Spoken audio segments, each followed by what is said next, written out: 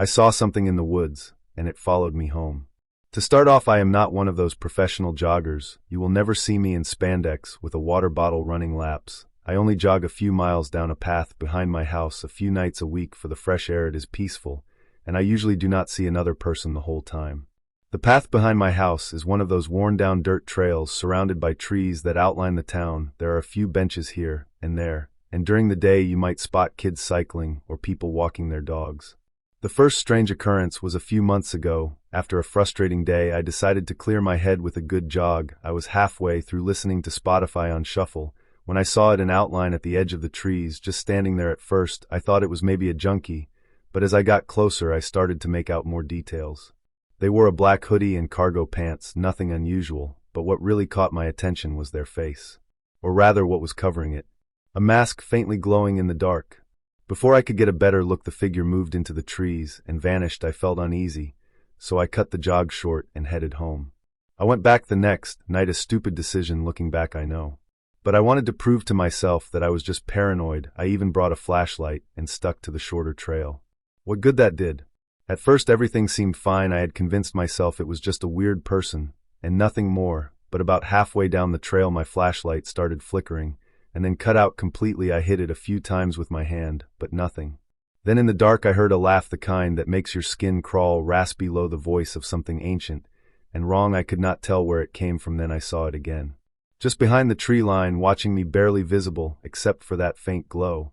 As my flashlight flickered back to life, I bolted. I do not think I have ever run that fast in my life. I did not stop until I slammed the door of my house shut behind me. I could not sleep at all that night. For a few weeks I stopped jogging. I tried to convince myself it was nothing. My friends just joked that I was paranoid or stoned. To stay in shape, I started going to the gym. I thought if I avoided the trail long enough, I would forget it ever happened. I thought I was fine. Until a few nights ago. I woke up around 1 a.m. for no reason.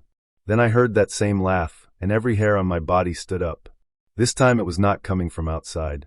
I stayed completely still. My room was dark, and I could not hear anything else at first, but then there was a sound. Scraping. Right outside my bedroom door. I reached out and flicked on the light. The sound stopped instantly. I stayed awake the rest of the night, staring at the door, trying to convince myself it was in my head. In the morning I finally built up the courage to get up. As I opened the door I froze. Deep scratch marks ran the length of it. I searched the house but found nothing. I breathed a sigh of relief and made sure every door and window was locked tight. When I got home from work that evening, the horror returned. Under my bedroom door was a pile of dead birds, mutilated like roadkill, gathered deliberately and left for me. I swore that if anything else happened I would call the cops. That night I slept with a kitchen knife under my pillow. I say slept, but I really just lay there waiting in fear. Then around 4 a.m. something changed. There was a smell in the air, faint at first, but growing stronger. Burnt hair.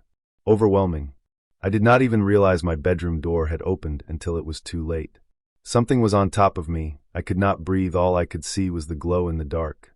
I felt fire tearing through my neck. I grabbed the knife and slashed blindly. More burning spread down my arms and chest before something hit me hard, and everything went black. I woke up in the hospital yesterday, and that is where I am writing this.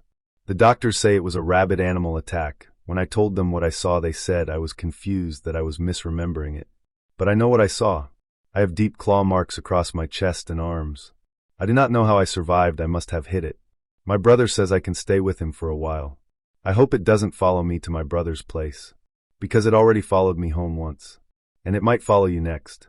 Subscribe before it's too late.